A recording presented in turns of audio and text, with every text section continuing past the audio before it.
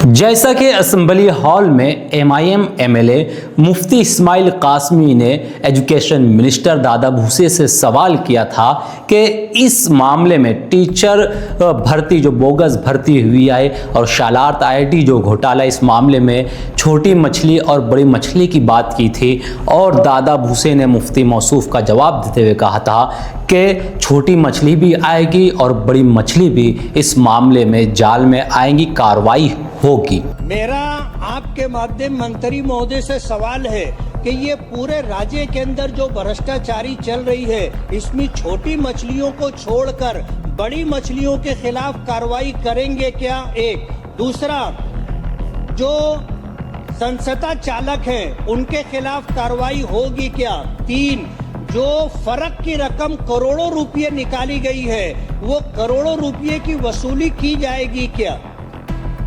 मालेगावचेच माननीय आमदार मुफ्ती इस्माईलजींनी जो काही मुद्दा या ठिकाणी उपस्थित केलेला आहे आणि पाठीमागच्या काळामध्ये काही विषयांच्या संदर्भामध्ये त्यांनी चौकशीचे पत्र निवेदन पण दिलेले आहे आणि त्या संदर्भामध्ये चौकशी ऑलरेडी प्रगतिपथावर आहे। मुफ्ती जी, मैं आपको बताना चाहता हूँ, मछली छोटी हो या कितनी भी बड़ी हो, मछली किती पण मोठी असली तरी त्या जो कोण दोषी असेल त्याच्यावर कठोर कारवाई केली जाईल। मुद्दा क्रमांक 1, याच्यामध्ये संस्था चालक असू देत, कारण शेवटी प्रस्ताव देत असताना हा संस्था चालकाच्या थ्रूच येत असतो आणि म्हणून ते सुद्धा तेवढेच जबाबदार आहेत। और अब इस मामले में कार्रवाई शुरू हो चुकी है। स्टेट लेवल पर जो है एसआईटी गठन का आदेश दे दिया गया है और इस पूरे मामले में अगर देखा जाए तो महाराष्ट्र के मुख्यमंत्री देवेंद्र फडणवीस खास इंटरेस्ट लेते हुए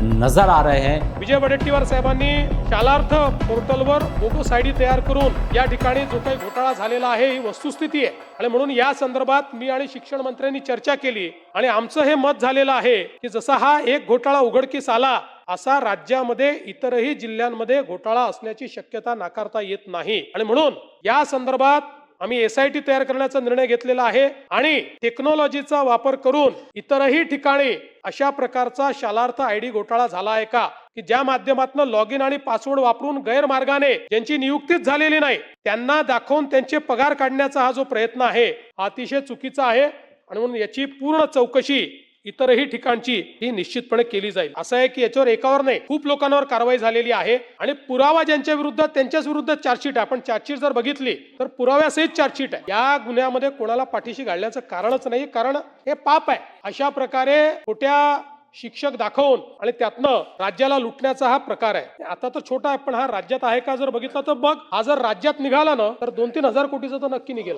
देवेंद्र फडणवीस ने खुद ही इस पूरे मामले की जानकारी ली और इस बात का भी हुक्म दिया कि एसआईटी जो बनेगी उसमें खुसूसी तौर से आईएएस ऑफिसर को भी इंक्वायरी के लिए शामिल किया जाएगा।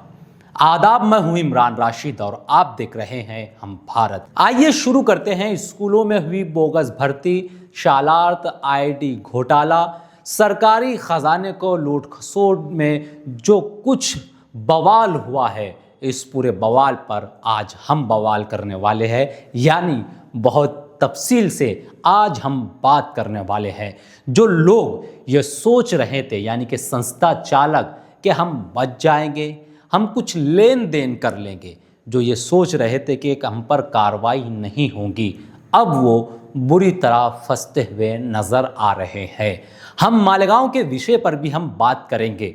मालेगांव में जो स्कूलों में घोटाला हुआ है, घपला हुआ है, बोगस भर्ती हुई है, इस पर हम बात करेंगे। लेकिन इस वक्त हम आपको बताना चाहते हैं कि चूंकि ये मामला नागपुर से शुरू हुआ था और नागपुर में अब तक के 14 आरोपियों को जेल में भेज दिया गया है, जिसमें एजुकेशन अधिकारी भी हैं, शिक्षा अधिकारी भी हैं, टीचर्स भी हैं और भी जितने एजुकेशन डिपार्टमेंट से रिलेटेड जो खाती पाए गए, ऐसे 14 लोगों को हिरासत में लेते हुए जेल भेज दिया गया है। आज यानी कि 3 अगस्त को 2 और अधिकारियों को गिरफ्तार किया गया और अब ये दायरा बहुत वसी हो चुका है।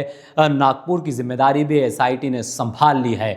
वहीं एसआईटी को पूरे महाराष्ट्र की जिम्मेदारी सौंपी गई है और इस मामले में देवेंद्र फडणवीस खुसूसी दिलचस्पी ले रहे, ख़ास इंटरेस्ट लेते हुए दिखाई दे रहे हैं। हम ये भी आपको बताएंगे। अगर बात करें तो deputy commissioner of police Nityanand Jha को एसआईटी का सरबराह बनाया गया है, प्रमुख बनाया गया है। वहीं special inspector general of police doctor Manoj Jha ने यह हुक्म दे दिया है कि जिन जिन जिलों में एफआईआर दर्ज हुई है स्कूलों पर, वहां पर एसआईटी के जरिए जांच की जाए। तो ये जांच का दायरा बहुत ज़्यादा वसी होता दिखाई दे रहा है और जलगांव में भी कुछ एफआईआर हुई है, उस मामले में भी हम बात करेंगे किसी और वीडियो में, लेकिन आज का ये ख़ास वीडियो मालेगांव पर हम बात करते हैं। जैसा कि मालेगांव में स्कूलों पर जो एफआईआर दर्ज हुई है, बहुत सारी बातें आ रही थी, बहुत सारे स्कूल मैनेजमेंट के अफराद ये कह रहे थे, हम गुप्त ज़राए से हम तक ये मालूमात पहुंची है, वो ये कह रहे थे कि हम मैनेज कर लेंगे, वो ये कह रहे थे कि हमको कुछ नहीं होगा, हम बच जाएंगे। अब भी कुछ लोग कह रहे हैं, लेकिन हम ख़ास तौर से खुले तौर पर ये बात बताना चाहते हैं कि अब ये दायरा बहुत वसी हो चुका है और इसलिए इसमें बचने के चांस बिल्कुल भी नज़र नहीं आ रहे हैं, क्योंकि महाराष्ट्र गवर्नमेंट इसमें खुद डायरेक्ट इंटरेस्ट ले रही है। महाराष्ट्र के मुख्यमंत्री देवेंद्र फडणवीस खुद इसकी गाहे बगाए इसकी जानकारी ले रहे हैं। Malegaon high school and junior college, जिसे बड़ी मालेगांव कहा जाता है, इस पर एफआईआर दर्ज हुई। इसके चेयरमैन इसहाक जरीवाले पर एफआईआर दर्ज हुई है, जो अब तक फरार बताए जा रहे हैं। इसी तरह स्वेस हाई स्कूल है, सरदार प्राइमरी स्कूल है, ऐसे स्कूलों पर एफआईआर दर्ज हुई है और जब एसआईटी की इंक्वायरी होगी तो और भी स्कूलों पर एफआईआर दर्ज होगी। नागपुर में जो मामला मंजर आम पर आया और वहाँ पर जिन दफ़ात जिन धाराओं के तहत पुलिस ने एफआईआर दर्ज की है, पहले आइए हम वो बताते हैं। शालार्थ आईडी घोटाला और फर्जी टीचर नियुक्ति घोटाला को लेकर नागपुर पुलिस स्टेशन में धारा 420, 465, 468, 401, 472, 409, 120B, 34 आईपीसी और साइबर सिटी पुलिस स्टेशन में सेक्शन 29(3) के तहत मामला दर्ज किया गया है। साथ ही 399(2), 318(4), 338, 336(2), 340(1)(2) आईपीसी और आईटी एक्ट की धारा 66A भी लगाई गई है। जाहिर सी बात है, जब मालेगांव में इंक्वायरी शुरू होगी तो ऐसी ही संगीन दफात लग सकती है। इतना ही नहीं, जैसा कि असेंबली हॉल में आवाज़ उठी थी, एमएलएज ने कहा था कि ऐसे संस्था चालकों के खिलाफ देशद्रोही की कलम लगनी चाहिए। अगर कानून में ऐसा कुछ नहीं है तो तरमीम की जाए और ऐसा कुछ रास्ता निकाला जाए कि इन संस्था चालकों पर जो है देशद्रोही की कलम लग सके, क्योंकि जो है सरकारी कागजात से छेड़छाड़ का मामला है, बोगस भर्ती कराई गई है, बोगस शालार्थ आईडी है, तो इसका मतलब ये है कि देश को धोखा दिया गया है, सरकार को धोखा दिया है, सरकारी ख़जाने को लूटा गया है। और सरकार का ख़जाना यानी कि देश का ख़जाना, जब देश का ख़जाना लूट रहे हैं, इसका मतलब ये देशद्रोही हैं। तो इस सारे मामले में जो है अब रुख बहुत संगीन होता जा रहा है। इन मामलों की जांच के लिए commissioner of police Nagpur city ने एक विशेष जांच दल एसआईटी का गठन किया है, जिसके प्रमुख Nityanand Jha deputy commissioner of police circle number 2 Nagpur city बनाए गए हैं। आदेश के अनुसार जलगांव जिले के 40 गांव सिटी पुलिस स्टेशन में गुना रजिस्टर नंबर 87/2025, 98/2025, 112/2025 के तहत 3 मामले दर्ज किए गए हैं, जिनकी जांच फिलहाल स्थानीय पुलिस कर रही है। हालांकि नागपुर पुलिस द्वारा की गई जांच में सामने आया है कि ये घोटाला राज्य के अलग अलग जिलों तक फैला हुआ है। ऐसे में पूरे महाराष्ट्र में दर्ज मामलों की जांच जो है शुरू हो चुकी है। जांच के लिए नित्यानंद झा की निगरानी में विशेष जांच दल एसआईटी गठित किया गया है। सरकार ने नित्यानंद झा को महाराष्ट्र में दर्ज सभी संबंधित अपराधों की जांच और अधिकृत किया है। एसआईटी प्रमुख को आवश्यकता अनुसार टीम में अधिकारियों को शामिल करने की अनुमति दी गई है। आदेश में कहा गया है कि घोटाले से जुड़े सभी दस्तावेज जब्त किए जाएं, एसआईटी की कार्रवाई तुरंत शुरू की जाए और पूरी रिपोर्ट जल्द से जल्द पेश की जाए। हम आपको ये भी बताना चाहते हैं कि इस मामले में मालेगांव शहर की 4 स्कूलें हमारी जानकारी के मुताबिक हाईकोर्ट में गई थी और वहाँ पर उन्होंने अपील किया था कि अदारों को बदनाम किया जा रहा है, ऐसा कुछ नहीं है। यहाँ की पुलिस का भी हवाला दिया गया था कि थर्ड पार्टी के कहने पर पुलिस हमारी जांच कर रही है, हमसे जवाब मांग रही है। लेकिन हाईकोर्ट में जाने के बाद ऐसा लगता है कि इनका मामला और बढ़ गया है और इस मामले में नासिक एजुकेशन डिपार्टमेंट ने भी अपना जवाब दे दिया है और इस जवाब के मुताबिक ये जो स्कूल वाले जो हाईकोर्ट भागे थे ये इसमें खाती नज़र आ रहे हैं। ये कहीं ना कहीं इसमें साफ दिखाई दे रहे हैं कि इन्होंने बड़ा गड़बड़ और घोटाला किया हुआ है। तो जिगर थाम के बैठिए, बहुत जल्द हमारी जानकारी के मुताबिक 8 दिनों में मालेगांव के लिए एक स्पेशल हुक्म जारी होने वाला है और यहाँ पर एसआईटी की इंक्वायरी होने वाली है। जिन जिन स्कूलों पर एफआईआर दर्ज हुई है, संस्था चालकों के खिलाफ एफआईआर दर्ज हुई है, वो अभी तक फरार बताए जा रहे हैं लेकिन कहीं ना कहीं बहुत जल्द वो गिरफ्त में आने वाले हैं जब एसआईटी की इंक्वायरी शुरू होगी। अब आइए नज़र डालते हैं कि इस पूरे मामले को लेकर देवेंद्र फडणवीस की क्या सरगर्मी है, जो कि महाराष्ट्र के मुख्यमंत्री है, उन्होंने इसमें क्या इंटरेस्ट बताया है, इस पर हम बात करते हैं। नवभारत न्यूज के मुताबिक शालार्थ आईडी स्कैम एसआईटी में शामिल होंगे आईएएस अधिकारी, सीएम फडणवीस ने खुद ली जानकारी। नागपुर में शालार्थ आईडी घोटाले में एक कर परत खुलती जा रही है। इस मामले में सीएम देवेंद्र फडणवीस ने खुद इस पूरे मामले में जो है जानकारी ली है और टीम को बुलाया है। शालार्थ आईडी घोटाला मामले में 2 शिक्षा अधिकारियों की गिरफ्तारी से शिक्षा विभाग में भारी हलचल मच गई है। ये 3 अगस्त की बात है जिसमें मजीद जो है 2 शिक्षा अधिकारियों को अरेस्ट किया गया है, यानी कि टोटल 14 ये जो है संख्या पहुंच चुकी है। अधिकारियों ने कर्मचारियों ने काम बंद कर दिया है और राज्य के अधिकारियों ने वेतन बिल पर हस्ताक्षर नहीं करने का फैसला किया कि इस बीच शनिवार को मुख्यमंत्री देवेंद्र फडणवीस ने एसआईटी प्रमुख नित्यानंद झा और पुलिस निरीक्षक बलिराम सुतार से मामले की पूरी जानकारी ली। मुख्यमंत्री ने नियम अनुसार कार्रवाई करने के निर्देश दिए। वहीं सूत्रों का कहना है कि उन्होंने एसआईटी में एक आईएएस अधिकारी की नियुक्ति के भी संकेत दिए हैं। शालार्थ आईडी घोटाले में शिक्षा उपसंचालक, शिक्षा अधिकारी, प्रिंसिपल समेत अन्य अधिकारी और कर्मचारी गिरफ्तार किए गए हैं। एसआईटी ने वेतन बिल पर हस्ताक्षर करने के आधार पर 2 शिक्षा अधिकारियों को गिरफ्तार किया। इस गिरफ्तारी की कार्रवाई का राज्य भर के शिक्षा अधिकारियों और कर्मचारियों द्वारा विरोध। शुक्रवार को दिन भर इस मामले पर चर्चा के बाद सीएम फडणवीस ने शनिवार सुबह तुरंत एसआईटी टीम को बुलाया। उन्होंने पूरे मामले में जांच की प्रगति के बारे में जानकारी ली, साथ ही आईएएस अधिकारी को एसआईटी में शामिल करने के संकेत दिए हैं।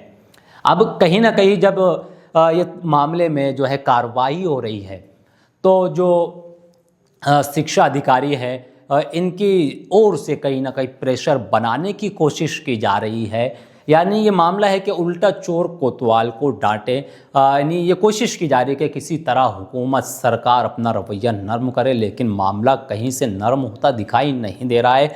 इस मामले में जो अब तक हमें समझ में आ रहा है और जो अब तक नज़र आ रहा है वो ये है कि इस मामले में सरकार किसी भी तरह कंप्रोमाइज़ करते हुए नहीं दिखाई दे रही है और कार्रवाई सख्त होने वाली है।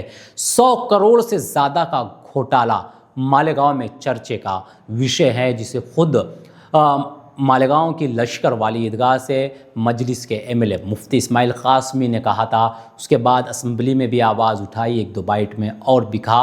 और जो इलाका जो हद्दी एजुकेशन मिनिस्टर दादा भूसे की है, अगर यहाँ पर ऐसे मामला आते हैं तो कहीं ना कहीं सवाल पैदा हो रहा है। लेकिन दादा भूसे की सराहना भी की जा रही है कि इस मामले में दादा भूसे ने पहल की और एक स्टैंड लेते हुए इस मामले में कार्रवाई के आदेश जारी किए, कार्रवाई का यकीन दिलाया। जाहिर सी बात है, ये जो कुछ घपले घोटाले हुए हैं, ये दादा भूसे के शिक्षा मंत्री बनने के पहले के घोटाले हैं। दादा भूसे के मंत्री बनने के बाद ऐसे घोटाले नहीं हुए।